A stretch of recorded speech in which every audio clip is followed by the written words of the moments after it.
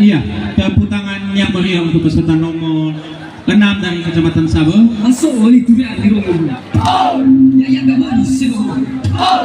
menuju tribun untuk foto bersama dengan pimpinan daerah bersama tim dari kecamatan. Untuk nama halu Esiwa supaya bersiap-siap. Tribun tidak langsung pulang setelah perlombaan selesai karena acara akan dilanjutkan dengan hari puncak perayaan Kabupaten Nias Utara ke-14 tahun 2022 yang diawali dengan penampilan Gol Thailand atau juara Gol Thailand yang terlaksana beberapa waktu yang lalu. Sekali lagi diharapkan tidak langsung pulang, kita menunggu acara puncak sampai selesai, yakni jam 1 di puncak perayaan hari ulang tahun Kabupaten Nias Utara ke-14 tahun 2022.